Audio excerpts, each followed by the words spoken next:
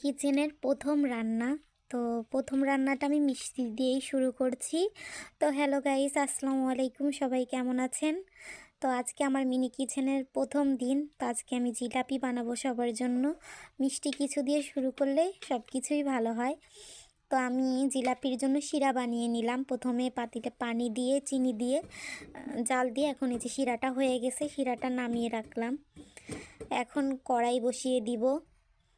কড়াইতে আমি ঘি দিয়ে জিলাপিটা ভাজবো, তো পিওর দেশি ঘি দিয়ে দিলাম। তারপরে এই যে জিলাপির ব্যাটারটা জিলাপি শেপে দিয়ে দিলাম কড়াইতে। দেখুন কি সুন্দর হয়েছে, জিলাপিটা অনেক সুন্দর হয়েছে। প্রথমে দিয়েছিলাম ওইটা ভালো হয় নাই, তো পরবর্তীতে যেটা দিয়েছি এটা সুন্দর হয়েছে। এই তো এখন শিরার মধ্যে দিয়ে দিলাম, আরেকটা দিয়ে দিব। এখন অনেকগুলো জিলাপি বানাবো, কারণ সবাইকে খাওয়াতে হবে। তো প্রথম রান্না যেহেতু, তো এই যে আমার জিলাপিগুলো দেখুন কত সুন্দর হয়েছে, শিরাটাও অনেক সুন্দর মতো জিলাপির মধ্যে ঢুকেছে।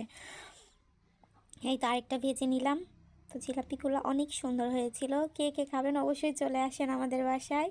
আমার মিনি কিচেনে আপনাদের দাওয়াত থাকলো, যেহেতু প্রথম দিন। একটু ভুল ত্রুটি হলে সবাই ক্ষমা দৃষ্টিতে দেখবেন। এই তো তৈরি হয়ে গেছে সুন্দর মুচমুচে রসালো জিলাপি। তো সবাই বলবেন যে জিলাপিগুলো কেমন হয়েছে। সবাই ভালো থাকবেন। আসসালামু আলাইকুম।